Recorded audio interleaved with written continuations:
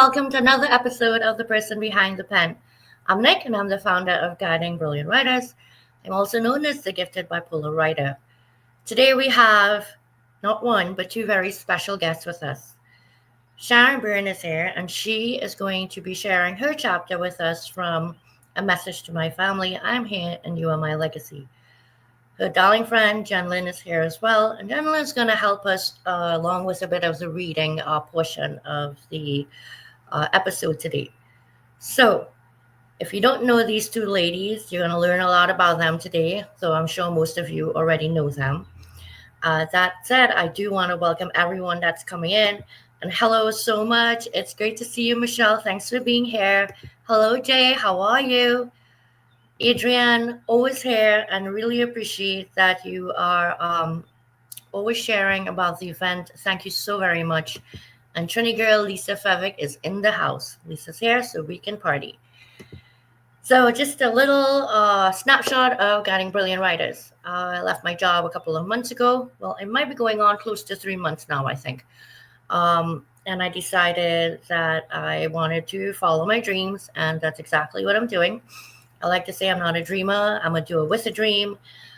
Dreams don't come true if you don't work at them. I put a post out sometime this week. No, it was not corporate burnout. No, I did not get let go. I made a choice. I see a lot of people talk about the changes that they've made because of certain things that have happened in their lives. And it is so respectable. But I want to be very transparent. And in my case, that was not the situation. I loved what I did for a living. I really enjoyed the people that I worked with. And there's a little part of me that's pretty scared, of course. I walked away for some great stability.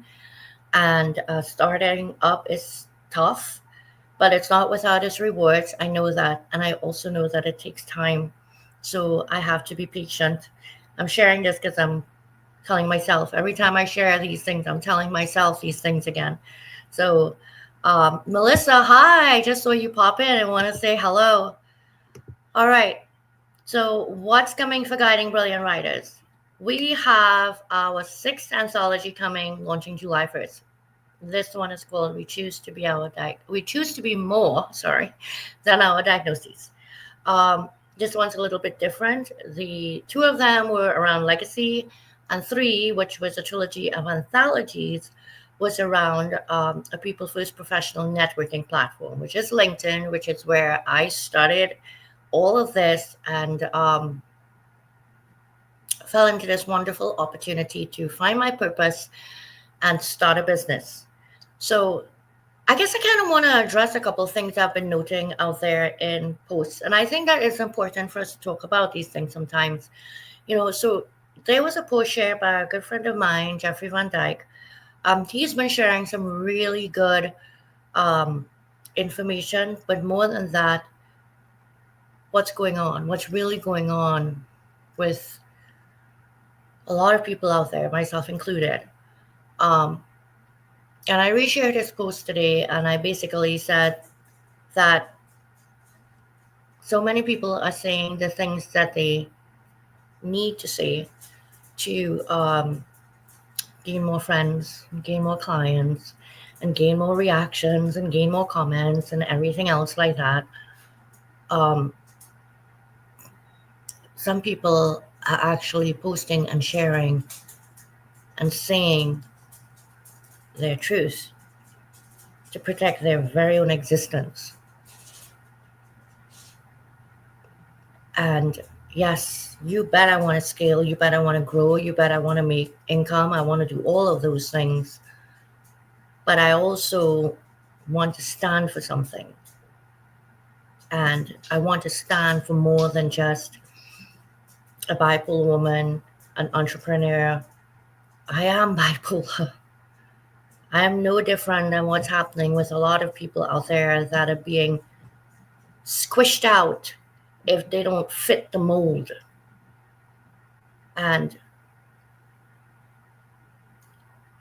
I know there are a lot of people around their businesses, around their livelihoods, that don't feel comfortable to take a stance.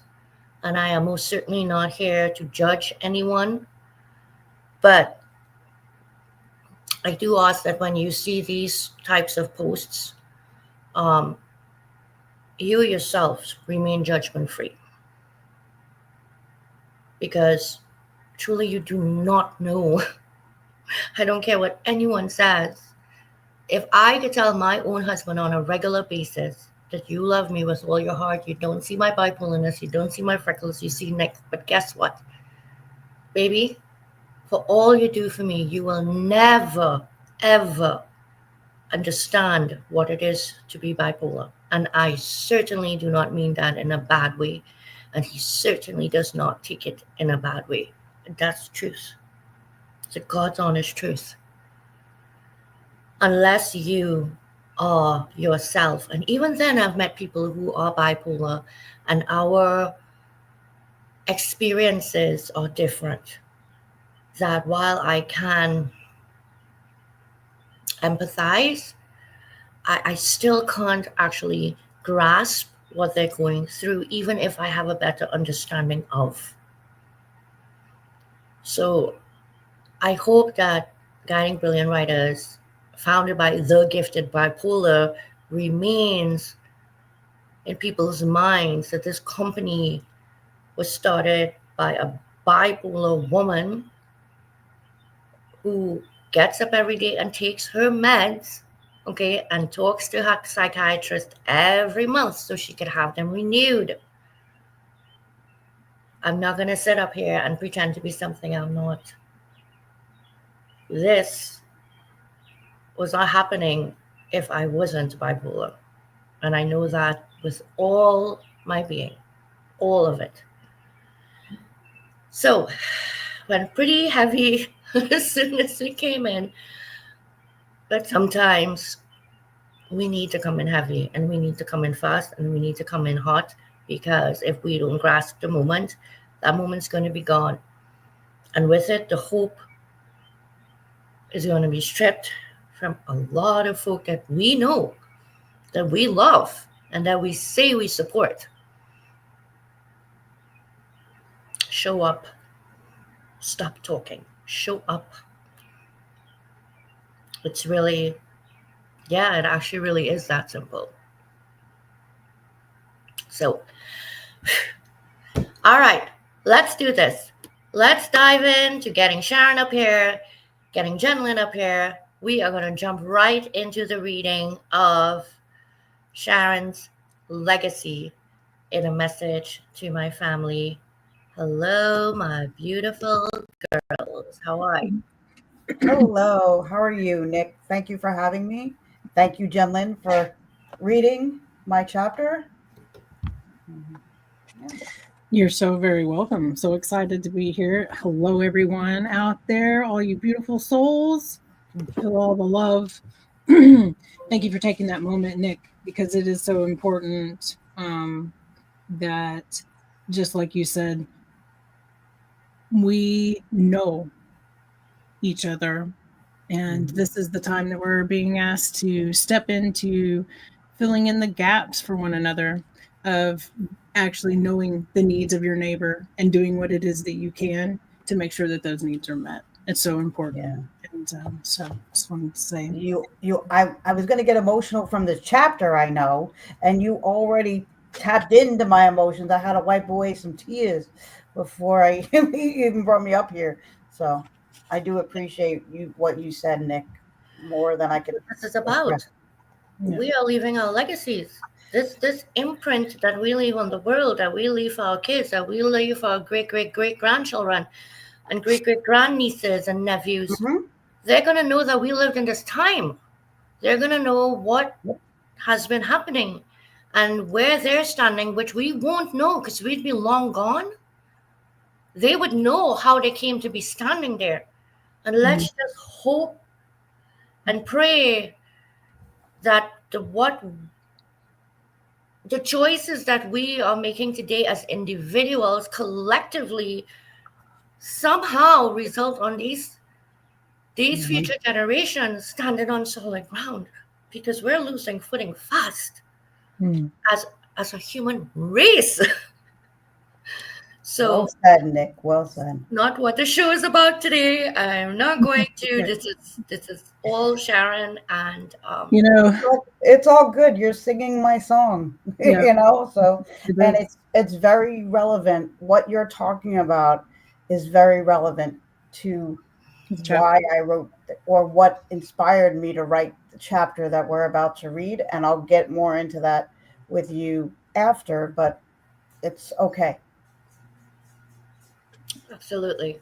Mm. So I will leave it up to you too, Sharon. If you want to take a couple of minutes to introduce yourself, and then if Jenlyn would like to as well, and then by all means, you girls jump into the chapter. I'm going to share some comments in the meantime. Mm. Yeah, so first, thank you all for being here. Second, I cannot respond to your comments live because live stream doesn't let me, but I will go back and read everything and comment later, I promise. Just thank you. Most of you probably know me, but I am Sharon Birn. I am a certified personal trainer and a certified life coach, and I believe in having a holistic, for lack of a better word, or comprehensive approach to fitness and wellness. Fitness for me doesn't only mean physical fitness, it means fitness, body, mind, and soul, and honoring the connection between all three. Because if one of those aspects is healthy, then it's going to impact the others to be healthy as well. Um, and the other part of all of that is that I firmly believe in having people rise and be noticed for their abilities rather than their perceived deficits. And I am on a mission to integrate these two things together: holistic or comprehensive fitness and focusing on abilities rather than perceived deficits. And I think that that pretty much sums me up, professionally in a nutshell. And on a personal level, I'm a dog lover, I'm a rescuer, I love to read, write, music, all of it. So there you go. Love that. I love that, Sharon. My name is Jen Lynn. UNBN stands for New Beauty Norm, and that is a company that I founded. I do beauty styling and strategy. So it's about aesthetics, but also it's the expression, it's the alignment, it's the emotional resonance that you have with yourself and your life, with your family, with your friends, with your coworkers, with your business, with your employees, and a disruptive beauty theorist, which means I kind of question and rewrite what beauty means, especially for those who have been told that they're too much or not enough, right outside of the frame. And beyond that, I'm just on a mission to bring humanity back to itself with itself and each other. So I'm very honored to come in today and read Sharon's chapter from A Message to My Family. I Am Here and You Are My Legacy, international #1 bestseller, was released this last year in December of 2024. From Heart to Heart, Lessons Past, Love That Lasts by Sharon Birn. As I sit to write this chapter, I am both surprised and humbled. Out of the many chapters I've written for anthologies this year, this one has proven to be the most difficult. When reflecting on family, legacies, and the people who mean the most, the words come with weight, and this chapter feels deeply personal. In total transparency, there is no way that I could ever say everything I want in this chapter with a specific word limit. Aaron, my legacy.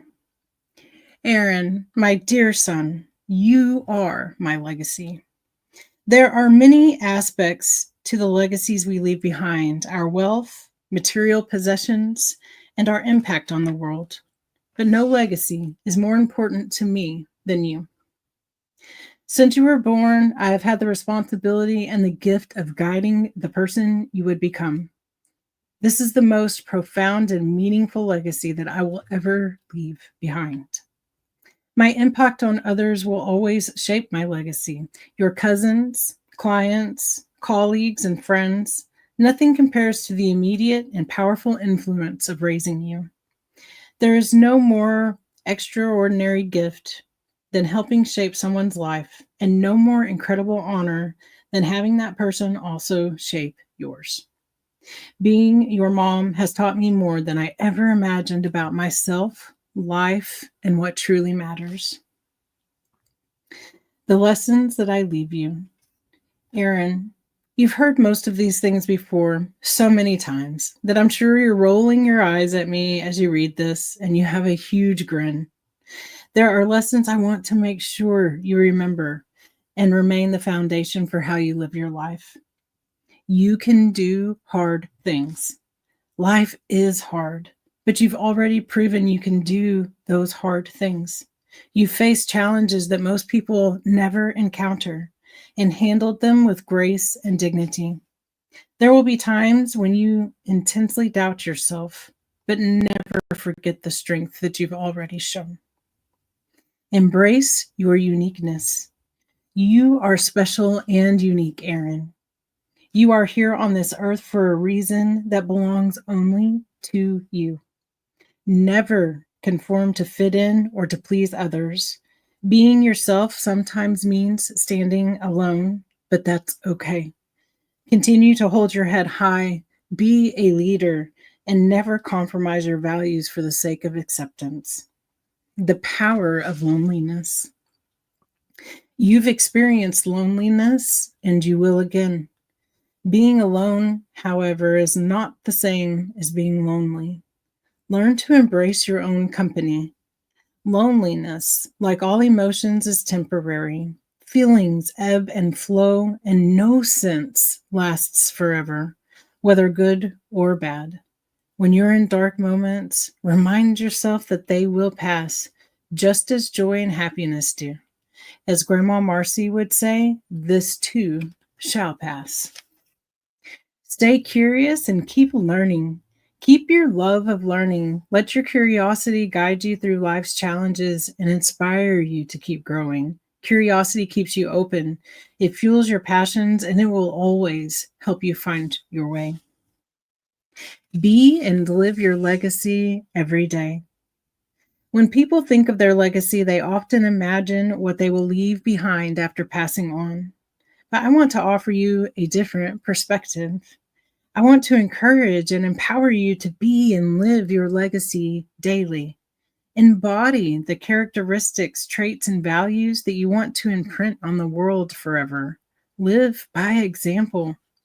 Make choices that impact the now and will also impact the world and future generations for the better long after you have gone. People are their legacy. A legacy is not something you create to leave behind. Think about who you are and let that become who and what you will be remembered for. This is the true meaning of your legacy, Erin. The truth about a legacy is that it changes daily, even though most of us are unaware of this fact. Your legacy is never static until the day you die. It evolves as you change and grow. Erin, I cannot tell you all I want to share within a specific word count. I hear you saying, of course you can't. You use my words and are repetitive. Again, with a huge smile. I cannot tell you everything about the legacy I want to leave behind because I am still writing it. Every day I live, I change. I am not the person I was yesterday, and neither are you. So until I can no longer be on earth, I will be crafting my legacy, and upon my death, my legacy will become static. There is a caveat. My legacy will change slightly as you evolve and incorporate the lessons I left you. The joy of creativity. Erin, you have always been creative in so many ways. Your love is singing and dancing, and it has been with you since you were little. And I hope you never stop cultivating that part of yourself. Continue singing and dancing through life. Don't let the world or others squash that joy. Sing loudly and proudly and dance until your legs feel like jelly and your feet are sore. Then rest and do it all again.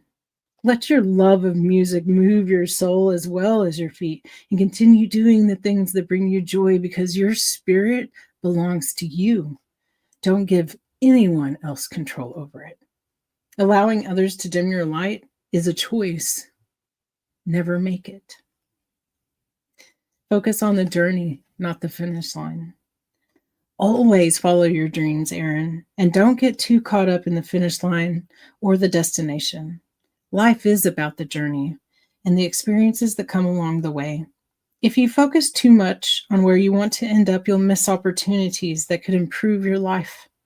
Let your path unfold, one step at a time, and embrace each moment as it comes. Remember that joy is a choice. Even when life gets hard, you can focus on what you're grateful for, and in these challenging moments, there are always lessons to be learned, which will guide you forward. You are more than one moment. None of us are defined by a single moment or event. We are more than our circumstances, and you should never let yourself or anyone else define you by one experience. You are a complex, beautiful individual, constantly growing and evolving. Remember Wayne Gretzky's quote, "You miss 100% of the shots that you don't take." If you don't give yourself the chance to try, you'll never know what you can achieve. It's better to take the shot, even if you miss, because you'll end up making more shots than you ever expected. Making a life versus making a living. I want you to remember something Maya Angelou once said. I've learned that making a living is not the same as making a life. Earning money is essential, and you will need it to support yourself, but don't confuse making a living with making a life. The two are different, but they can happen simultaneously. You can create a life that lights you up while making a living that sustains you. Don't settle for one over the other. You deserve both. Maya Angelou also said, when someone shows you who they are, believe them the first time. You've already experienced people who showed you who they were, and as a child, you couldn't always walk away. But now, as you grow, trust your instincts and honor your deep understanding of people and situations. You have a unique ability to see things from a higher perspective. Don't apologize. Don't expect others to be where you are. You are wise beyond your years, and I hope that you always honor that wisdom. Your Grandma Marcy's wisdom. Your Grandma Marcy, my mom, is one of the earth's most caring, compassionate people. Without her, I would not be who I am. When I was younger, I would constantly apologize for everything, feeling guilty for being born with a disability and for being a burden. I often felt like I had to apologize for existing. Grandma Marcy always told me, Sharon, stop apologizing. Be who you are. You are not an inconvenience. And even now, I sometimes feel like a burden, but you, Erin, have reminded me that I am not. You've told me that when people's words or actions make me feel like a burden, this has more to do with their unresolved emotions, guilt, or sadness. You've taught me that I am not the burden. It's the weight of their own feelings. In times of your struggles, ask yourself, what would I tell mom or others who are feeling the way I am feeling right now? Because this strategy will help you take your own advice and be guided by your own wisdom. The strength of emotional expression. Erin, emotions are a part of being human. The good, the bad, and everything in between. I know you've witnessed people telling me and even telling you that our emotions are too much, crying, yelling, and laughter, because sometimes we're too loud. But never feel like expressing your emotions is taboo or a bad thing, because it isn't. Expressing your emotions openly is a sign of strength, not weakness. Suppressing your emotions at the demand of others harms you. Never hurt yourself to make others more comfortable. If someone can't accept the beauty of your emotional depth, step away from them or limit your interactions with them. Never sacrifice who you are, your values, or your sense of self because someone thinks that you're too much. Your namesake's legacy, Grandpa Artie. Erin, you are like your namesake, my Grandpa Artie, in many ways. You are kind, caring, generous, and full of integrity, just to name a few. He worked hard as a furrier, having lived through the Great Depression. The family was everything to him, and he often told me, "Today is a good day because my eyes opened." His deep gratitude for life is something I hope you carry with you. Like Grandpa Artie, I know you will continue to face adversity, but remember, those challenges will build your character and deepen your appreciation for life. Like you, Grandpa Artie had a heart of gold and never took anything for granted. He taught me to cherish the things and the people because nothing is guaranteed. Aaron, always keep his qualities, kindness, humor, generosity, gratitude, and integrity close to your heart. Whatever life throws at you, carry yourself with these values and let them guide your interactions with others. The bonds of love, Grandma Ida and Grandma Kay. Aaron, you've heard me speak of Grandma Ida and Grandma Kay, two of the most influential women in my life. Grandma Ida, who passed away when I was 9, was my best friend. I can still feel her warmth when I think of the afternoons we spent snuggling on the couch, watching TV, and just being together. She didn't have to say much. Her love radiated through every hug and every quiet moment. And I know she would have loved you just as much as I do. Wednesdays at our house were Grandma and Heavenly Hash Ice Cream Day. Grandma Marcy would pick Grandma Ida up every Wednesday, and I couldn't wait to get home from school and have Grandma Ida greet me from the bus. On her tombstone, Grandma Ida requested the following words to be written: "To live in the hearts we leave behind is not to die."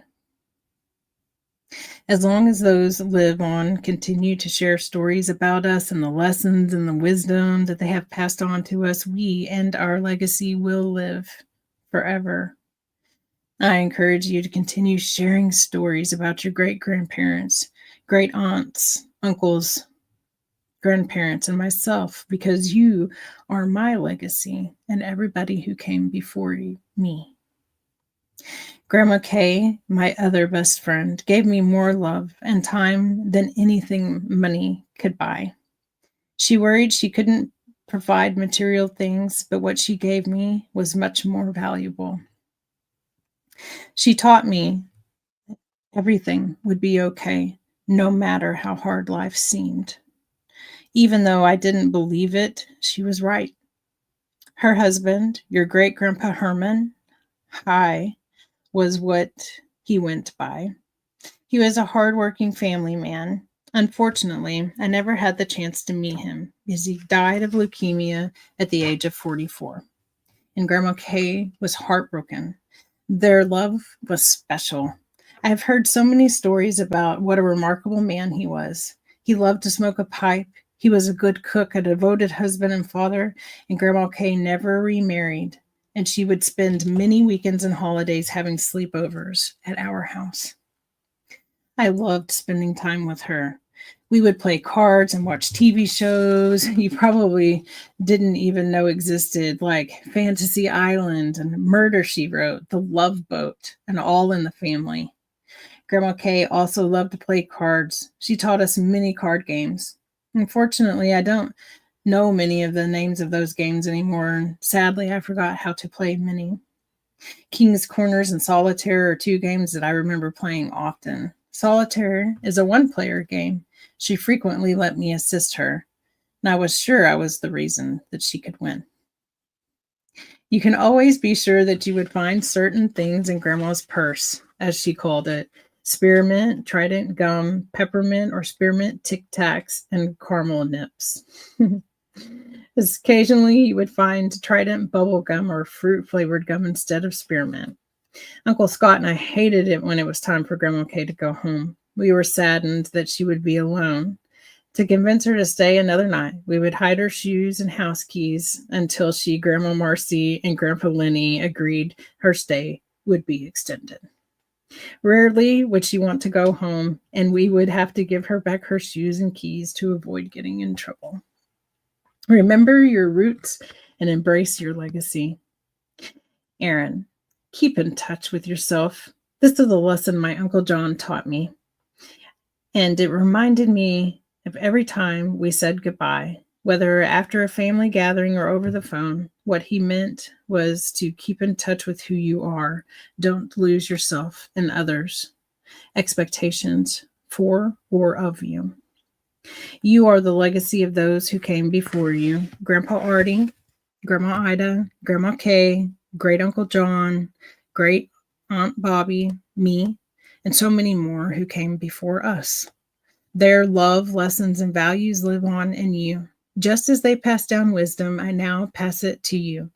Remember, others' expectations do not define you. Stay in touch with yourself, love yourself unconditionally, and never lose sight of the beautiful person that you are, and live with no regrets. Aaron, live each day to the fullest. You'll probably roll your eyes at this. Every day of life is a gift. Don't take it for granted. Work hard, but also work smart. Take time for yourself. Recharge your mind, body, and spirit. You cannot run on empty, and you'll burn out if you give too much to others without refueling yourself. The most important relationship you'll ever have with yourself is with yourself. Nurture it. Remember, validations from others is one of the basic human needs, but it should never outweigh the validation you give yourself. Never apologize for your emotions or who you are. You are enough. My love for you is infinite. Aaron, my love for you is beyond words, and I will always be your biggest cheerleader. Remember that I am with you in spirit when we are not together. We have lived in each other's hearts since before the day you were born and always will. I'm so proud of the young person you've become, and I cannot wait to see the amazing things that you'll accomplish. You are my greatest gift and the most significant legacy I will leave behind. I love you to the moon and back, the sun and stars times infinity. Love always and forever. Mom.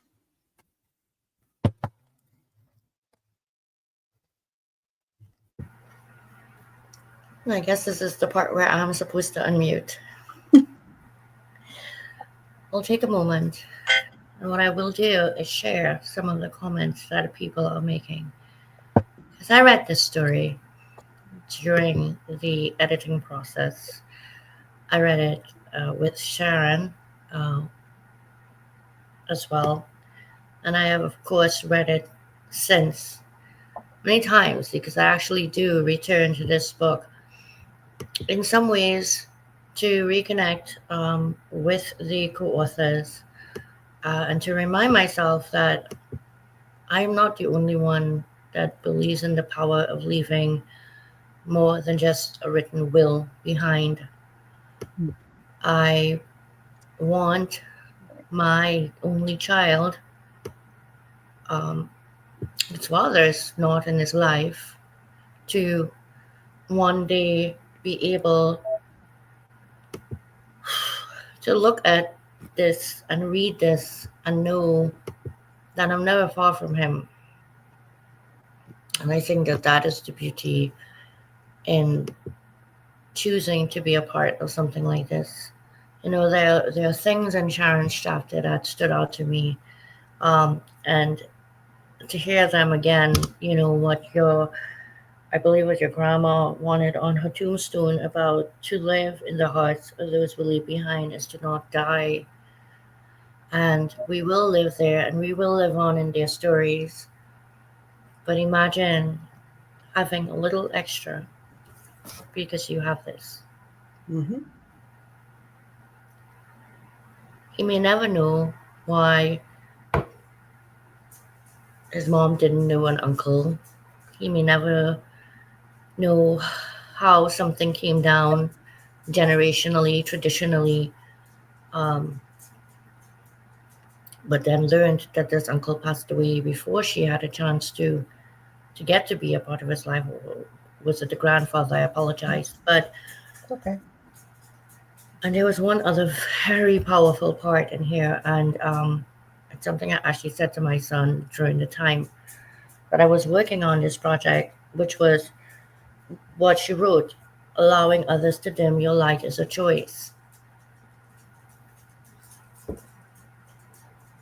I am touched by all the stories, of course, but for different reasons. And this one was very, very specifically written to your son. Yep. And so, with that, I am going to turn this over to you. Chenlin, you did a beautiful job Yes. of reading the story. Sharon, I admire your strength for saying, you know what, Nick, I read a little bit slowly. I think that I would like someone to read it. Would you be okay with Chenlin reading it? And that just continues to remind me of the powerful people that I am surrounded by, that you put your need to want the chapter to be read the way you want it to be delivered and the way you want the audience to receive it, and did not consider for a moment feeling as if your light would be dimmed, because it wasn't Yeah, no. by this. Yeah, it's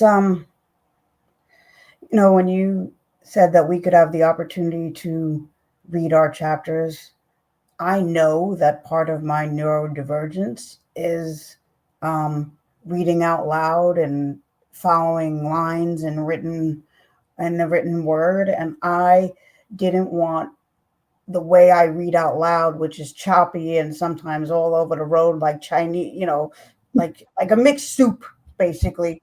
And I just didn't want it to be that. I wanted the words to be heard, because I actually have gotten a lot of feedback on this particular chapter, which is why wanted to read it first. Not that I haven't gotten feedback on my others, but I've been contacted by so many people to say that this was a letter to your son, but these lessons are, you know, they're timeless and they're for any age range of a human being. And so and I felt also that if I started with this chapter, people would maybe get to see a side of me that they don't often get to see. But Aaron truly is, or being his mom, being a mom, is truly the role that I hold in the most highest regard in every way. What I said in this chapter of him teaching me more than I ever thought he would, or being a parent teaching me more than I ever thought it would. I knew being a parent would evolve me and teach me things, but I was clueless, just to how much and to the depth that it would change everything about the way I viewed myself, the way I viewed the world, and honestly about what's important. So yeah, I have no problem Right. letting somebody read it You're for so that right. content. Motherhood is another layer, parenthood is another layer. Mhm. Um, and sometimes we think we're the adults, so therefore, we teach them. But there are so many lessons that we too learn from them, and I think it is important that we let them know. And I love that you did that. Um, you said you got so much feedback, and that's one of the questions that I did have for you was, um, did Aaron read this, and what if he did, what his thoughts were? Because I could tell you, my son hasn't read. I've read Aaron, 2 chapters now in Legacy Books, and he hasn't read them yet. Aaron, So Aaron has read it. Actually, whenever I write something or that is going to put Aaron out in the public eye, I run it by him first.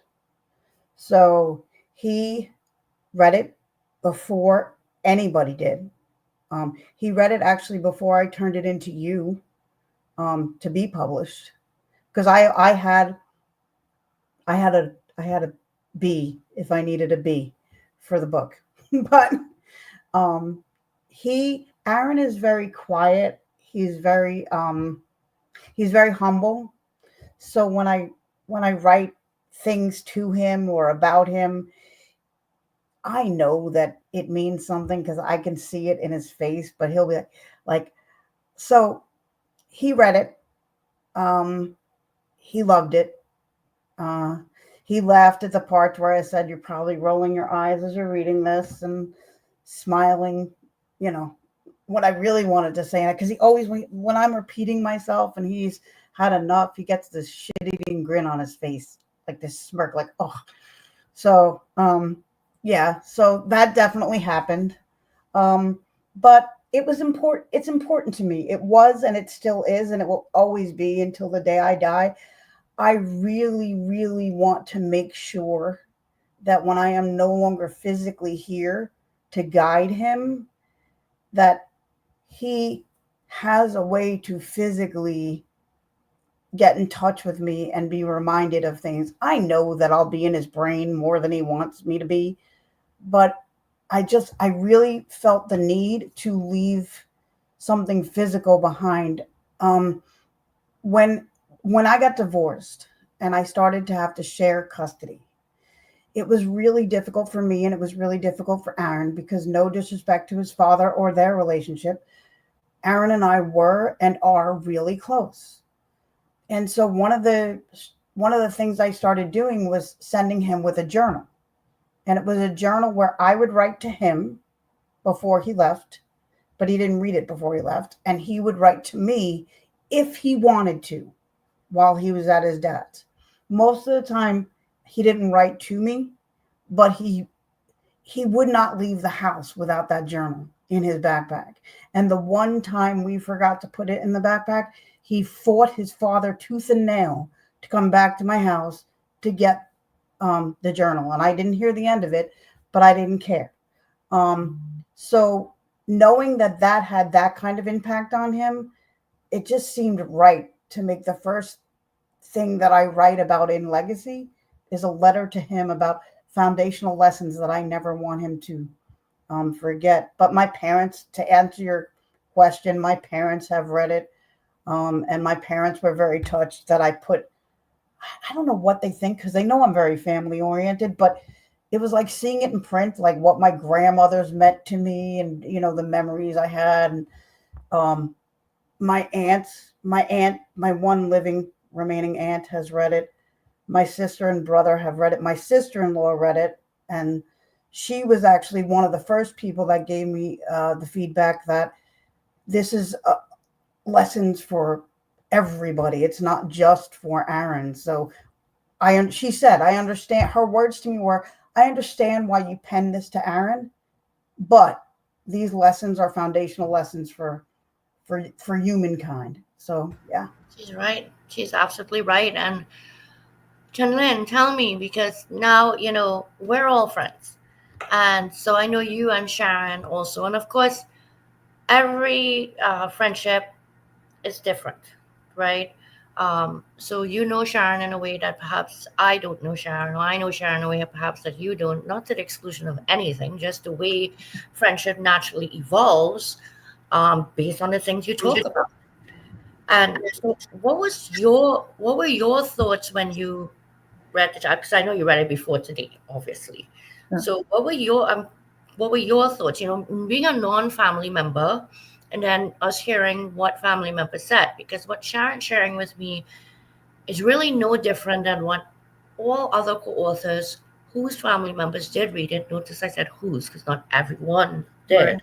Mm-hmm. The impact actually it made on them to see the way the family dynamic was spoken about by a family member that they probably thought never even recognized, observed, knew. I swear, my parents thought I swear, I think they thought they raised me on a different planet. I was we were all on Earth in the same house. I used to yell at us for hiding grandma's keys. Why does this memory, like the fact that it imprinted that way, anyway, go on. Surprise. Well, it's really always beautiful when you get to, I think when I hear even my own family members, right, tell stories, or when they get to do that, they they get to hear it in your voice, right? They may know it, but every time we bring in a different sense or a different entry point or a different portal for that energy to be experienced, it's different. And it just opens up something that's so much deeper. Reading Sharon's chapter is also very touching because my son's name is also Aaron.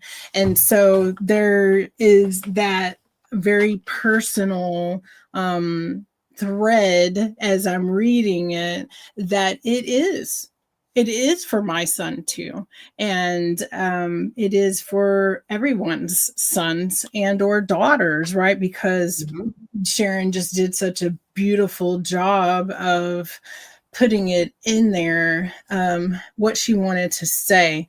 And I know that it was personal and that she was struggling. And so to see the end piece was something specifically with the art of authoring and writing that I specifically love, is there always comes a pinnacle where you are not sure. Is it coming across the way that I want it to? You get hung on, man, this is not over, it's not finished, but I don't know how to bring it there. And am I tying the pieces together? And so to be able to work through that process, and this is for every author, every co-author, to work through that and allow it to complete itself, is something that's transformational and it's beautiful. And I experience that through the storytelling itself, and where it is that you're going. So I think that I can see aunt, and I can see grandma, and I can see your parents. I feel like, and the whole roll your eyes thing. I always love that because whenever I write letters to my son, I do say that too, like, I know that you're probably rolling your eyes right now, but, and there's just a lot of similarities there. And Sharon has just Sharon is a powerful, Sharon, you are extremely powerful, brilliant human. And I am so honored to know you and be a part of your life. You just are incredibly amazing. And thank you so much. Well, thank you. And you know that I feel the same way about you and Nick. You two have opened my world up to opportunities and possibilities that I've always wanted.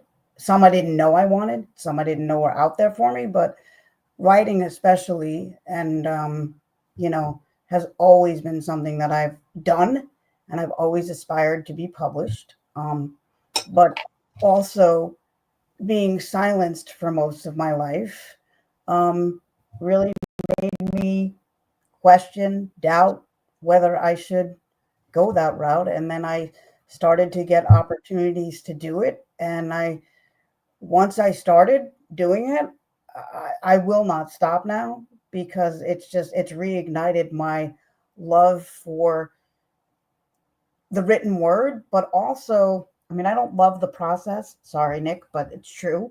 I love the process going through it with you. I'll say that. This is what I want you to talk about, though. I'm sorry to interrupt you. Yeah, go ahead. Look at me on my red pen. But that's why, I appreciate what Jen said.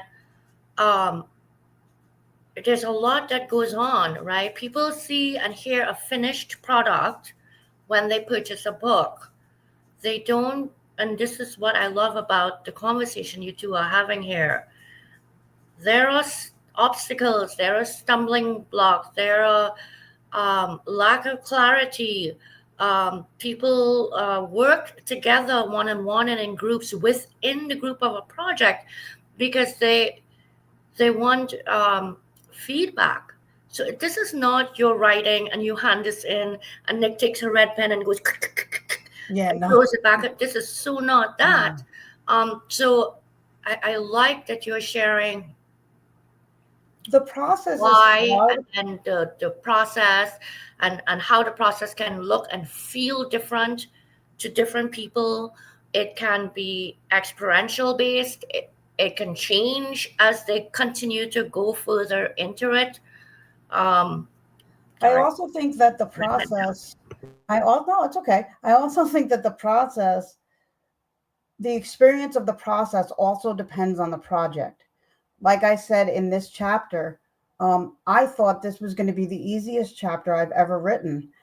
And it was the most difficult, heavy weighted chapter ever. One, because the importance of the lessons I'm leaving behind.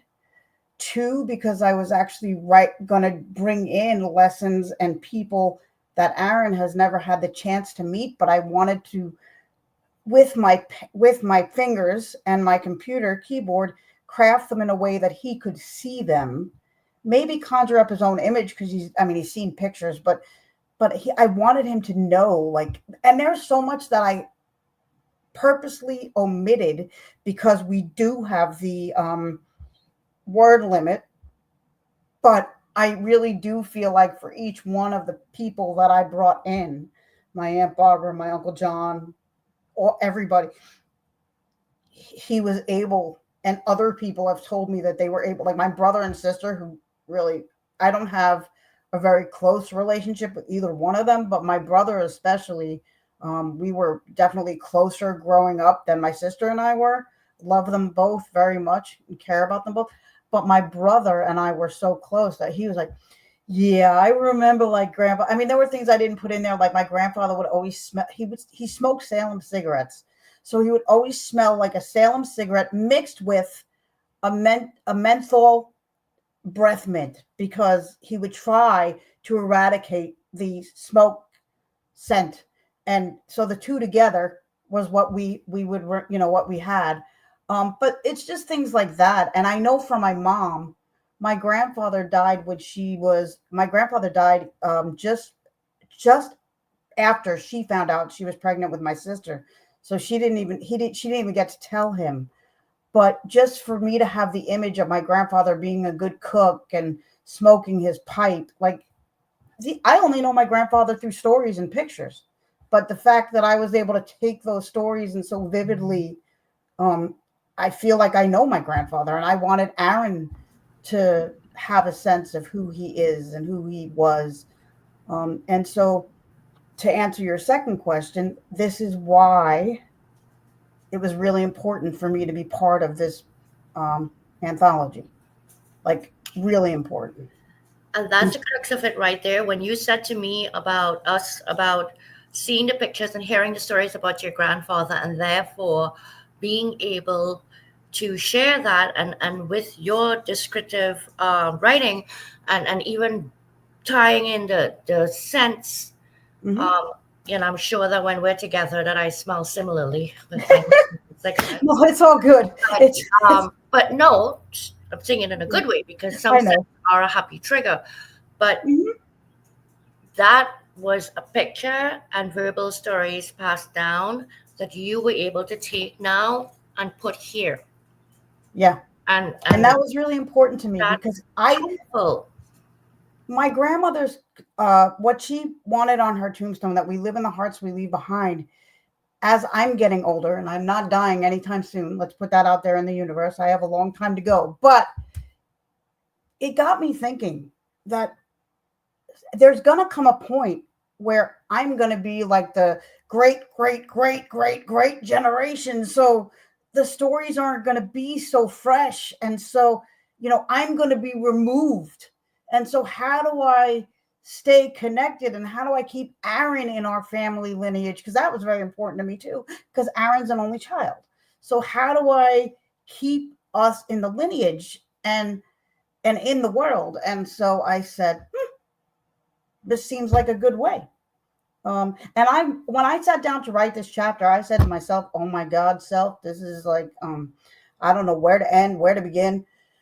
But I also said, because my legacy is not over, I can write future chapters in your future legacies things, because I'm still going. So write your own. So what? no, but I'm saying that was what my head went to was I don't have to. It doesn't have to be. It has to be finished because it has to have a concluding point for this chapter. But I could continue to write in legacy books or in that kind of thing. That is So the beauty of the way this turned out, because it was not meant to be more than that original anthology, and now kind of took on a life of its own with the Legacy Chronicles, so dubbed by the conversation we were having earlier, which was we all have an Aaron, and you guys have Aarons, and I have Aaron Gives my big brother, and you mhm, guys have Aaron Gives your dear friend, and like so we all have an Aaron, and so it's funny how you always find those little ways you're connected even further. mhm, But you are right that I'm thinking that this is something I will be doing every year. By the time I pass away, my son will have all of these chapters. If towards the end I decided I wanted to pull every single one and just do one legacy book with mine, and people who do it can do the same for theirs. mhm, And, it's not surprising to me that so many, when this wrapped up, said, put me down for 25. And mhm, already we have half a dozen people that want to continue in 25, because mhm. no, we would have just built another year of our legacies, Right. right? So we're coming up on time. I don't know where this time goes to. Do I you want me to quickly answer why I'm writing in the next one and why I'm bringing Aaron in? Yeah, that's what I was about to ask, because the next one is we choose to be more than our diagnoses. And both you and both Jenlyn are in it. I am in it, of course, and we're in it for very different diagnoses. Um, but Aaron's going to be writing in this book with us, and That's correct. that's huge on so many levels. Just the mother, the son, different diagnoses, how they cope. But what made you be okay with this as a parent? I'm asking that because most of these projects have been adults, right? And not that Aaron is an adult in his own right at his age, Right. but not all parents might feel comfortable to want their child necessarily to participate in something like this. Well, first of all, I've always been the kind of parent where I put opportunities in front of Aaron and I say, if you want to do this, I'll support you. However, if you don't, I will also support you after I nag you a little bit. But, but in all honesty, um, like myself, Aaron has been misunderstood and mistreated by family members, by school educators, by friends, by parents of friends, and he's been very misunderstood for his diagnoses. And he's always talked to me privately about how everybody's assigning everything about him to his diagnosis. Well, it's because he has anxiety. It's because he has depression. And he would say to me, some of that's true, but I'm also a person. And he knows that that's something that I struggle, that I still to this day champion and struggle with, that I want to be seen beyond my wheelchair. I want to be seen for the mom that I am, for the dog lover that I am, for the music lover that I am. And so he won't say this about himself, but Aaron is a very gifted writer. I had his teachers send me things because he wouldn't share them with me, and they felt that I needed to see what a gifted writer he was because he's very creative, and this is just another side of his creativity. And so I wanted Aaron through high school learn to use his voice in a more powerful, empowering way. And so when this opportunity came up to be, to show people that he chooses to be more than his diagnosis and not be defined by his diagnosis, and to put it in, to pen to paper and to have it out there forever in the world, I couldn't pass up potentially giving him that opportunity if he wanted it.